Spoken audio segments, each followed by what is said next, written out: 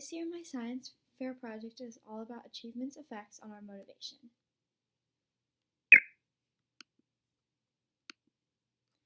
So the purpose of this project, motivation is at the heart of our lives every day. It affects us almost every single second of every day. From work and school and chores and other duties, we are constantly having tasks that need to be completed.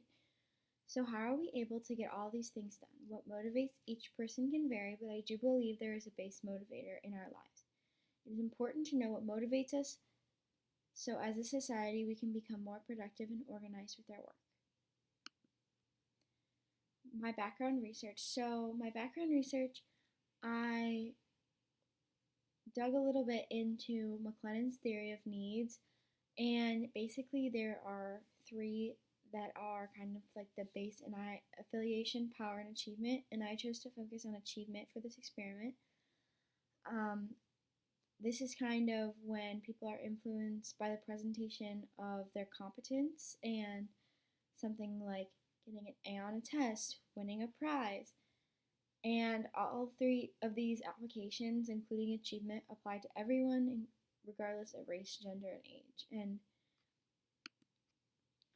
methods and materials. So to determine my results, I cultivated 2 surveys. And so both of my surveys consisted of 10 questions each.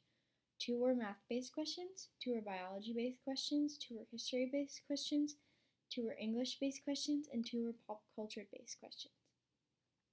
3 questions on the survey were randomly selected to be a short answer question, while the other 7 questions were multiple choice with either 3 or 4 options.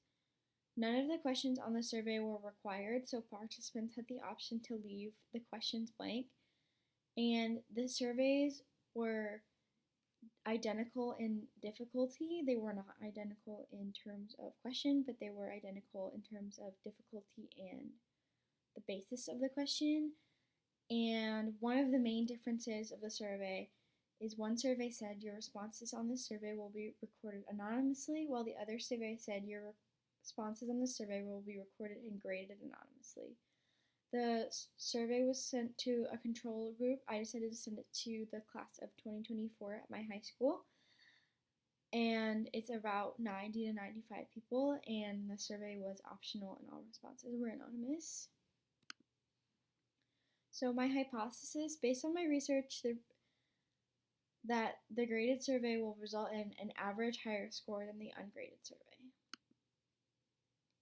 So my results, here are my data tables. So my final average for the percent that completed the first survey, which is the ungraded survey, was 87%, and the average score for the first survey was 61%.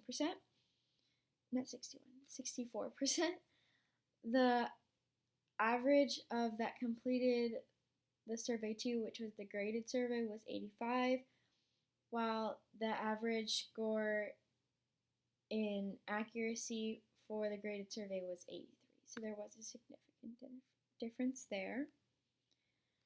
Here are my 2 graphs. As you can see, the first graph with the survey scores does show a significant difference. There are my error bars, for the most part, do not cross over at all, showing a significant difference. Whereas my second graph, my survey versus question answer, doesn't show any significant data. Each survey had the same number of participants, 18 responses total from 9 different people, each person filling out both surveys. In the first survey, the ungraded one, an average of 87% of the questions were answered. The average score for the ungraded survey was 64%. The first survey was sent on January 25th, 2022, and the results for this first survey came in on the 25th of January and the 26th of January. In the second survey, the graded one, an average of 85% of the questions were answered. The average score for the graded survey was 83%, a 19-point difference from the ungraded survey. The second survey was sent on January 25th, 2022, and the results for the second survey came in on the 25th of January and the 26th of January. Conclusion. In conclusion, the results supported the hypothesis that was influenced by David McLennan's research on Henry Murray's list of manifested motives. We can use this information to help us improve our daily lives. One limitation of the survey is that there were only available to a small number of participants. Another limitation is that the questionnaire may have been slightly different, although measures were taken to keep the difficulties the same. Another limitation is that all humans are different in the way we learn and grow. We can use this information to create even more controlled surveys and studies.